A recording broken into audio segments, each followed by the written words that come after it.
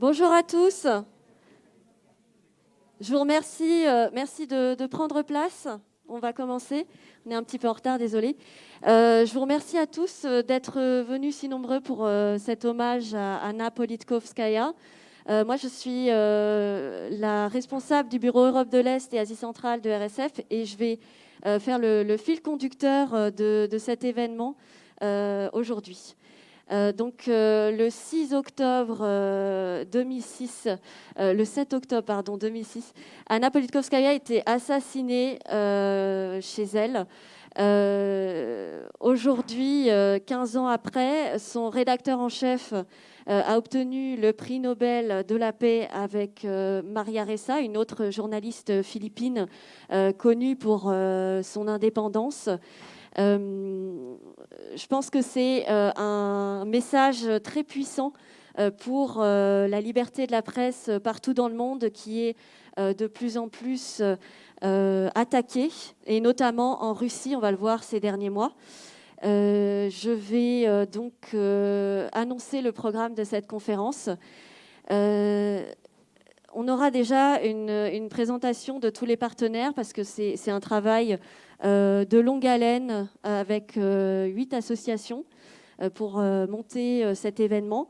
Ensuite, on aura une table ronde avec des invités russes pour évoquer la liberté d'expression en Russie.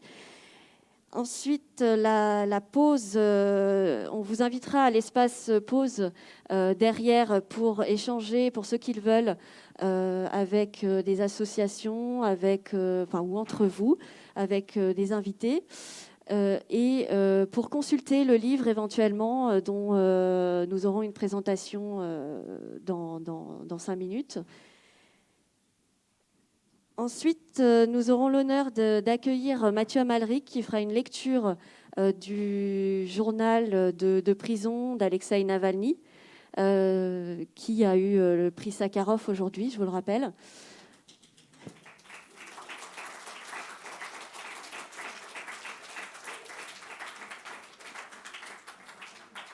Puis un mot d'hommage par l'écrivaine, journaliste et amie d'Anna, Galia Ackerman, avant de visionner encore quelques films. Bon, voilà, le tout sera ponctué de quelques films pour vous présenter la situation de la liberté de la presse et de la liberté d'expression en Russie aujourd'hui.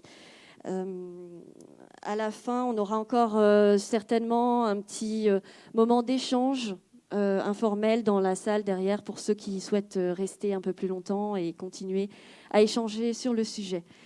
Je vous remercie de votre attention. N'oubliez pas de remettre les casques si vous sortez de la salle avant la fin et de garder vos masques, s'il vous plaît. Je laisse la place à Jean-Luc Romero-Michel, maire adjoint à la mairie de Paris, en charge notamment des droits de l'homme.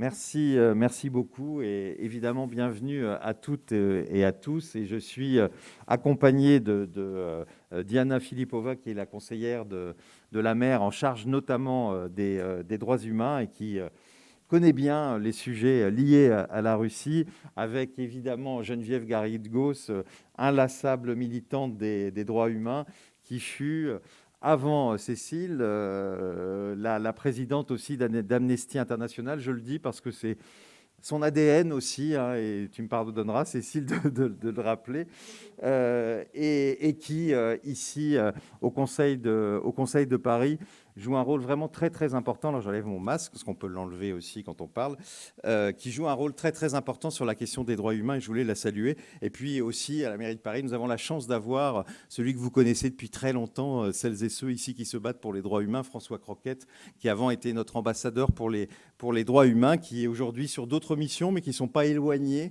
de celles qu'il avait et qui est toujours là pour toutes ces causes. Et donc, vous comprenez qu'ici, on a une une sensibilité particulière à la question des droits humains.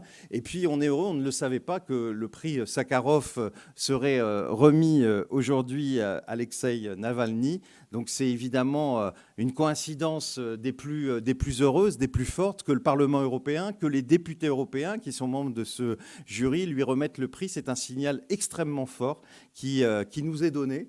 Et qui est évidemment donné à la Russie. Et je ne suis pas sûr qu'aujourd'hui, Poutine soit très heureux de ce qui se passe. Mais en tout cas, c'est un élément fort et qui, j'espère, va donner encore plus de force à Alexeï Navalny, qui doit être quand même dans des conditions, comme vous le savez, très compliquées dans sa prison. Et donc, nous nous demandions tout à l'heure s'il savait déjà qu'il avait le prix. A priori, il ne le sait pas, il ne le saura que demain. Et je pense que ça va être un moment extrêmement fort en émotion pour lui. Alors vous savez, Paris a une histoire tout à fait particulière avec les droits humains, parce que, et la maire le répète toujours, parce que c'est vrai que c'est notre ADN, c'est la ville où tous les traités de droits humains ont été adoptés. C'est évidemment aussi, bien sûr, la Révolution française avec la Déclaration des droits de l'homme et du citoyen. Alors évidemment, Paris n'a pas de politique étrangère. Nous ne sommes qu'une ville, mais en même temps, nous sommes la capitale de la France, et avec cet héritage qui est inhérent à la France, qui est inhérent à cette ville de Paris. Et donc, c'est extrêmement important qu'on puisse vous recevoir dans ce contexte pour défendre nos valeurs de liberté, nos valeurs de tolérance, nos valeurs de démocratie, et notre aussi volonté, on en a beaucoup parlé en début d'après-midi avec Léonie Volkov, de la lutte contre la corruption, qui est évidemment une question très forte et qui évidemment a un lien avec cette journée. Alors je voudrais bien sûr remercier, alors je ne citerai pas parce qu'il y a énormément d'associations, et c'est vraiment formidable de voir toutes ces associations aujourd'hui réunies pour cet hommage à Anna, cet hommage 15 ans après sa mort. Et donc c'est assez symbolique de voir en France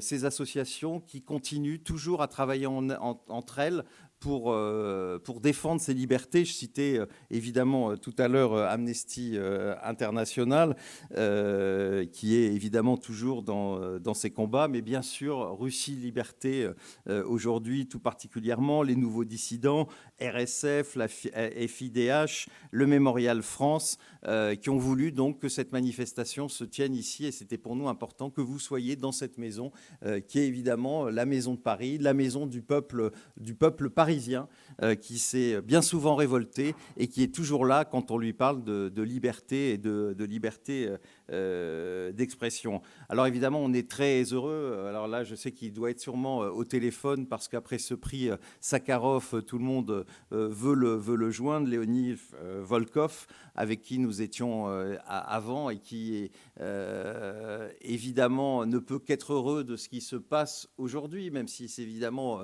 pas la fin d'un combat, mais en tout cas c'est un élément très fort dans ce combat qu'il mène. Je voudrais aussi saluer Alexander Tcherkassov, le président de Mémorial. Merci évidemment d'être là.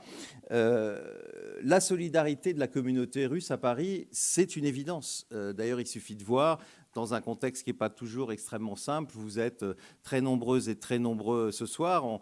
Alors, le fait que vous deviez vous inscrire a fait que certains n'ont pas pu le faire parce que la salle était pleine, et puis certains ne sont pas venus, mais croyez bien que cette salle était, en tout cas, à la base pleine, et vous êtes, en tout cas, extrêmement nombreux ce soir, et ça fait chaud au cœur de voir que vous êtes à ce point solidaires et rassemblés, parce que ce combat de la liberté d'expression notamment, je le redis, est extrêmement cher pour les élus de Paris, d'ailleurs au-delà des clivages politiques.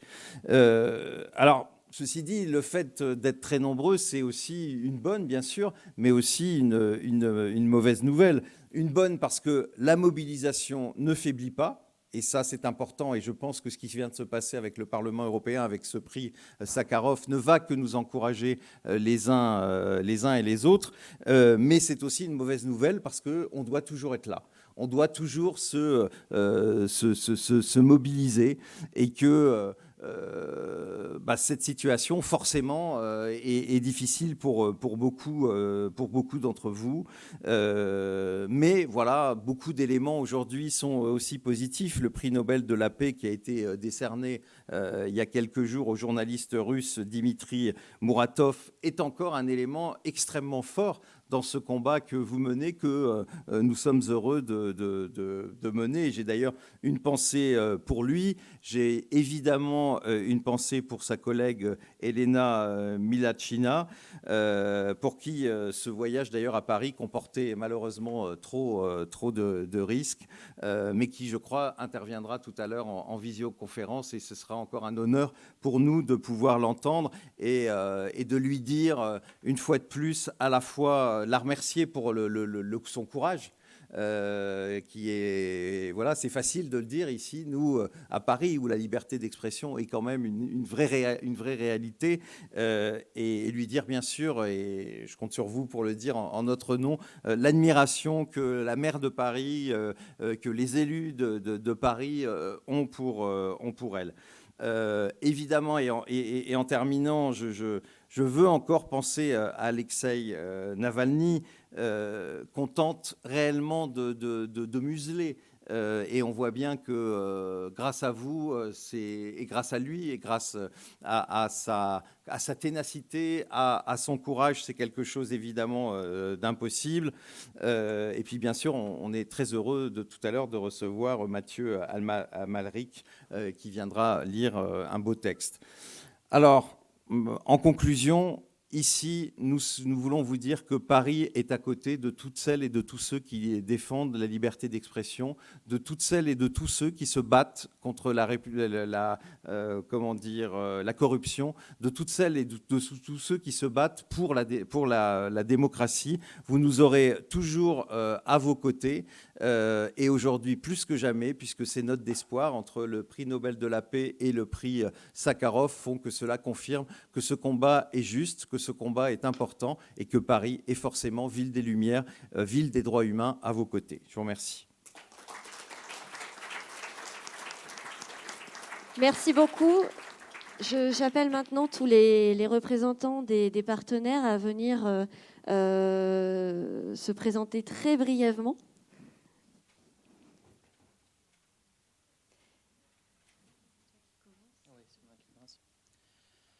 Bonjour, c'est moi qui commence. Je vous souhaite la bienvenue au nom de l'association Russie Liberté. Merci tout le monde pour venir. Je voudrais remercier premièrement, bien sûr, la mairie de Paris pour son accueil, et M. Jean-Luc Romero-Michel, présent ici, et les autres partenaires et co-organisateurs de cet événement, RSF, FIDH, Amnesty International, les nouveaux dissidents, bien sûr, Mémorial France, Comité Russie-Europe, Revue Esprit, et les petites matins, et notre représentante porte-parole Olga, qui est chef de comité d'organisation. Merci Olga, c'est grâce à tous vous cet événement est devenu possible. Deux mots de notre association. Russie Liberté a été créée en 2012. Nos deux objectifs principaux sont toujours soutien au développement d'une démocratie en Russie et la défense des droits humains en Russie. Pour les atteindre, nous partageons l'information actuelle sur la Russie en Europe. Nous ne sommes pas organisation politique, plutôt nous sommes le groupement des citoyens engagés. Nous organisons régulièrement l'événement comme aujourd'hui. Par exemple, c'est déjà le troisième événement en commémoration d'Anna Politkovskaya que nous organisons. Pour moi, ce lien est assez personnel parce que lorsque j'étais arrêté en Bulgarie, selon la demande d'extradition de la Russie, la Novaya Gazeta y a envoyé son journaliste Eric Mortazin, qui a participé à l'audience de tribunal en tant que journaliste du journal de Politkovskaya. Et bien sûr, ce fait m'a aidé beaucoup pour échapper à la prison russe. Et malheureusement, pas tous les activistes comme Alexei Navalny et d'autres prisonniers politiques n'ont pas eu y échappé. Mais même, comme j'ai dit, nous ne sommes pas organisation politique. Notre position est vraiment claire que tous les prisonniers politiques doivent être libérés. Nous avons même lancé la pétition. Tout le monde peut scanner cette QR code et vous tomberez directement sur le lien vers la pétition Libérer Navalny. Et si vous voudrez savoir quelque chose en plus sur notre association et nous rejoindre notre combat commun, vous pouvez scanner l'autre QR code et vous tomberez directement sur le bulletin d'adhésion à notre association. Merci.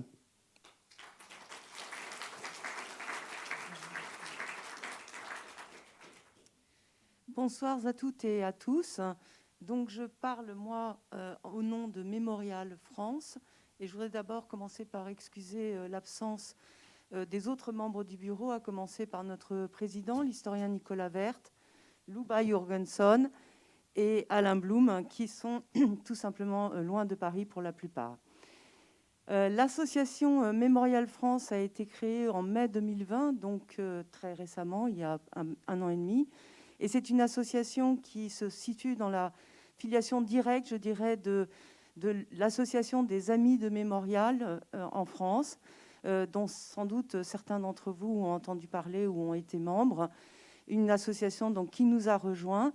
Et ce qui distingue, au fond, Mémorial France aujourd'hui des actions par le passé, c'est le fait que cette association est une filiale directe de Mémorial en Russie, a pour vocation de relayer l'action de Mémorial en Europe, à l'instar d'autres mémorials comme le Mémorial d'Italie, d'Allemagne, de la République tchèque, donc qui vise à consolider la transmission de l'information et l'animation donc des campagnes qui sont menées donc pour la défense des droits humains hier et aujourd'hui, dans la connaissance, donc dans la divulgation de la connaissance de l'histoire de répression et donc la défense des prisonniers politiques en Russie aujourd'hui, dans une position qui est résolument hors partisane, donc apolitique. L'association Mémorial France, dans les conditions de sa création, a évidemment été contrariée à plusieurs reprises, notamment pour l'organisation de manifestations. Elle a néanmoins, donc, elle s'est concentrée sur l'animation de son site d'information, le site donc mémorial-france.org, et a pu également mener quelques actions, à commencer par l'organisation de l'exposition Sakharov et les droits humains, en partenariat d'ailleurs avec la mairie de Paris au printemps dernier, à l'occasion du centenaire de la naissance de Sakharov et également de la fête de l'Europe. Une exposition qui donc circule, qui a eu lieu sur le parvis de l'Hôtel de Ville et qui circule dans différents endroits, qui va par exemple s'ouvrir le 29 octobre prochain à la Bibliothèque nationale de Rome. Et il est prévu donc bien d'autres circulations, y compris une présentation de cette exposition dans des arrondissements de la mairie de Paris. Je signale également la prochaine manifestation que nous organisons donc, en nous associant à la traditionnelle journée Возвращение имен qu'organise Mémorial en Russie et qui se tiendra donc à Paris, la lecture des noms, le jeudi 29 octobre, devant le Père-Lachaise à la hauteur du 30 boulevard de Ménilmontant. Et puis enfin, je voudrais signaler donc, l'organisation de notre première manifestation en présentiel de Mémorial, qui vous donnera l'occasion d'en savoir beaucoup plus sur nous et de nous rejoindre si vous le souhaitez, qui aura lieu donc le 8 décembre prochain, ici même à l'Hôtel de Ville, peut-être pas dans cette salle, mais en tous les cas ici même. Donc, conservez en tête cette date et le programme sera diffusé très, très prochainement donc, sur notre site mémorial-france.org. Merci de votre attention. Pardon ? À vendredi, pardon. Désolée.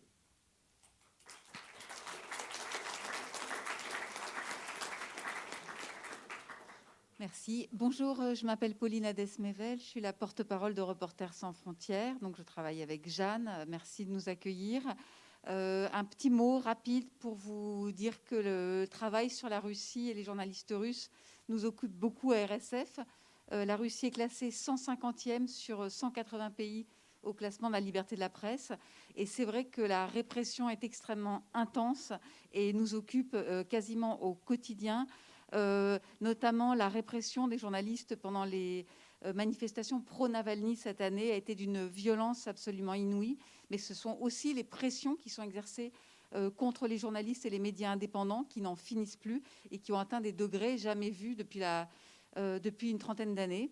Donc c'est un sujet qui nous tient extrêmement à cœur de défendre ces journalistes. 2 opportunités avec le prix Sakharov et le prix Nobel de la paix qui montrent bien que c'est important de continuer à défendre la liberté d'expression et la liberté de la presse en Russie. Il faut voir aussi donc le travail qui est fait aussi par RSF, c'est aussi un dernier rapport sur la censure qui est exercée sur les plateformes et les réseaux sociaux. Je vous invite à le regarder sur le site de RSF. Nous avons mis à jour un rapport qui avait été élaboré il y a 2 ans et qui vient de ressortir et qui montre qu'après avoir pressurisé les journalistes indépendants, essayer de mettre sous pression les médias de manière générale, aujourd'hui c'est la toile en fait qui est visée et c'est un énorme moyen de répression contre les journalistes, les trolls, mais tout ce qui s'ensuit. Donc c'est quelque chose sur lequel nous travaillons et sur lequel nous sommes très vigilants. Je vous remercie de nous permettre de participer à cette soirée à laquelle nous sommes très attachés pour les raisons qui touchent à Anna Politkovskaya et les autres journalistes russes. Merci.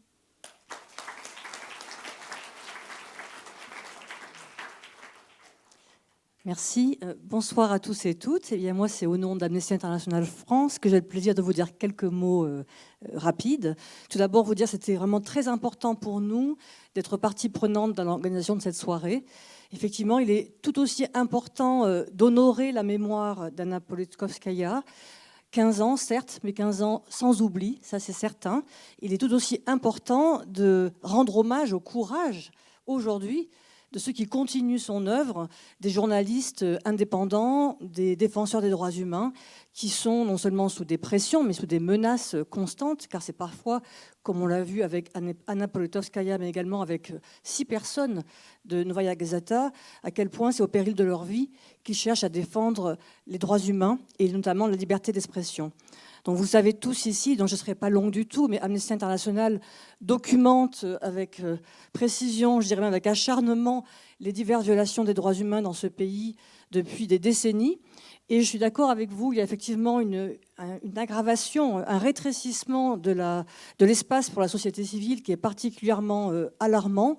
En anglais, parfois on emploie l'expression « chilling effect » pour dire qu'il y a une sorte de refroidissement pour la liberté d'expression. Eh bien, sans faire mauvais jeu de mots avec la Russie, c'est même carrément un blizzard qui souffle sur les libertés fondamentales, liberté d'expression, mais aussi liberté d'association, liberté de réunion, tout ce qui fait finalement qu'on peut défendre ces droits humains.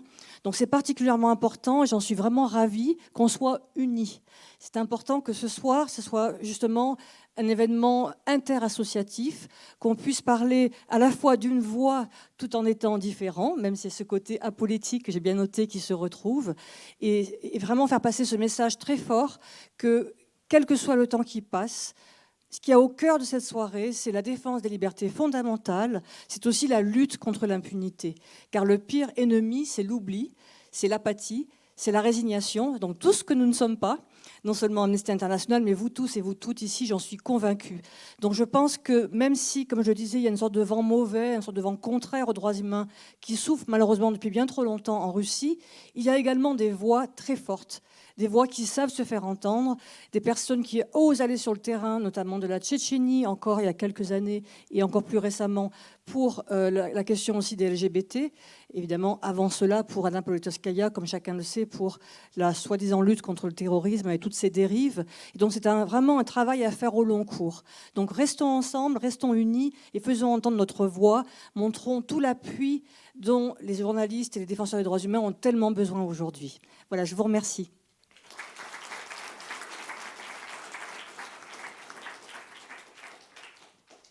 Bonjour, donc moi je suis Éléonore Morel et je parle au nom de la Fédération internationale pour les droits humains. Je suis très contente d'être là et très émue en même temps parce que je me souviens, il y a 15 ans, on avait organisé un petit événement justement interassociatif à la suite de l'assassinat de Anna Politkovskaya. Et je trouve ça émouvant de se retrouver 15 ans après et de voir qu'effectivement, on n'a pas oublié et que voilà, ça fait partie des personnages effectivement qui ont marqué le combat sur les droits humains et sur le journalisme et la liberté d'expression. Et donc, je suis heureuse qu'on puisse de nouveau se retrouver là tous ensemble et je remercie les différentes organisations qui ont participé à cet événement.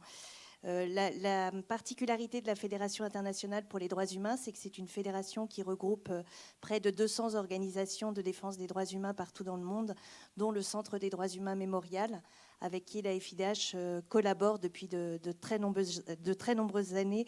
Et je suis très contente aussi qu'Alexander Tcherkassov puisse être parmi nous et ait pu passer du temps avec la FIDH. Le travail de la FIDH avait commencé dans les années 2000 en documentant des violations des droits humains en Tchétchénie. Il s'est poursuivi par la suite sur de nombreuses thématiques. Alors, je ne vais pas citer tous les rapports, mais on a beaucoup travaillé sur l'utilisation abusive de la législation antiterroriste et extrémiste, sur un rapport, une enquête qui avait été faite sur le meurtre de Natalia Estemirova, et puis par la suite sur différents rapports concernant la liberté d'expression en Russie, et plus récemment sur la problématique des agents de l'étranger qui, comme vous le savez, empêchent les organisations locales de recevoir des financements internationaux. En 2018, on avait sorti un rapport mentionnant une 50aine de lois qui empêchaient ces ONG de travailler. Aujourd'hui, le nombre de ces lois a doublé. Donc c'est un travail qu'on continue de documenter. Et en parallèle, on vient de sortir, et c'est un petit film aussi qui vous sera présenté, un rapport justement sur les crimes contre l'histoire, qui sont aujourd'hui les nombreuses lois qui empêchent les historiens de documenter l'ère soviétique et post-soviétique. Et donc, c'est un travail très important que la FIDH continue à faire en collaboration avec ces organisations. On a 3 organisations membres russes aujourd'hui à la FIDH et on est très content de pouvoir de continuer à pouvoir travailler avec les 3 et avec Mémorial en particulier.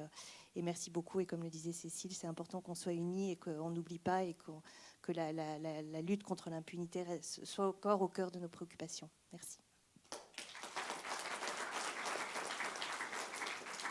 Bien, bonsoir à tous. Je m'appelle Michel Elchaninov et donc je représente l'association Les Nouveaux Dissidents, qui est une petite association qui est très heureuse et très fière de participer à cet événement tellement bien organisé et qui va être passionnant. Nous, on est tout récent, on est né il y a 4 ans, pour tout simplement apporter notre pierre, notre petite pierre à ce blizzard, à ce refroidissement international et démocratique auquel on assiste depuis déjà plusieurs décennies, après des rêves de démocratie qui ont suivi la chute du mur. Et tout simplement, quand on voit ce qui se passe en Turquie, en Égypte, en Chine, au Mexique, avec le narcotrafic, enfin, dans le monde entier, on ne peut qu'être terrorisé. Et donc, nous, on a juste voulu apporter notre pierre à ce combat-là, qui est de faire connaître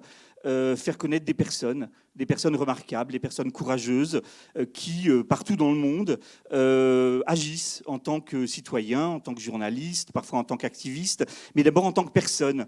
Et c'est pour ça que nous avons décidé de reprendre ce beau nom de dissident, qui évidemment ne peut pas ne pas rappeler des choses à ceux qui connaissent le contexte soviétique et russe, en élargissant son sens, en disant qu'un nouveau dissident, c'est quelqu'un qui a une démarche personnelle, qui avance à visage découvert, qui prend des risques, qui est souvent minoritaire dans sa société, au moins au début, qui n'utilise pas de violence, et donc qui essaye tout simplement de faire quelque chose. Et la question que nous nous posons tous, ici comme dans ces pays-là, et comme en Russie évidemment, c'est que pouvons-nous faire ? Mais au fond, elle répond d'abord à la question que devons-nous faire. Et je crois que le fait d'être présent ce soir ensemble pour nous informer, c'est d'abord cette question que devons-nous faire à laquelle nous répondons. Nous organisons les nouveaux dissidents, on fait des rencontres avec justement des nouveaux dissidents venant de Hong Kong, d'Iran, du Mexique, du Bélarus, de Russie. Nous avons une lettre hebdomadaire qui s'appelle la Gazette des Nouveaux Dissidents, que vous pouvez donc avoir en vous abonnant sur notre site lesnouveaudissidents.org. Vous pouvez vous abonner à notre lettre hebdomadaire. On avait un projet, un grand festival, mais malheureusement c'était en plein Covid, en plein premier confinement, donc ce n'est que, espérons, partie remise.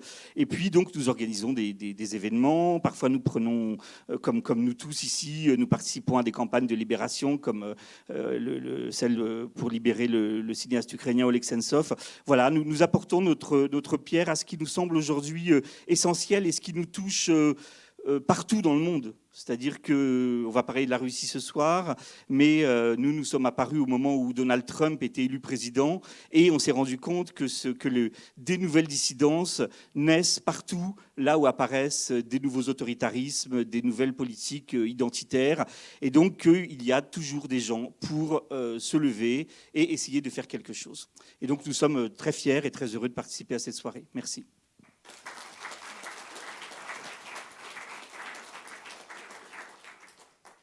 Bonjour, moi je suis Marie-Édith Alouf de la maison d'édition Les Petits Matins qui a publié cet ouvrage. Ils font vivre le journalisme en Russie.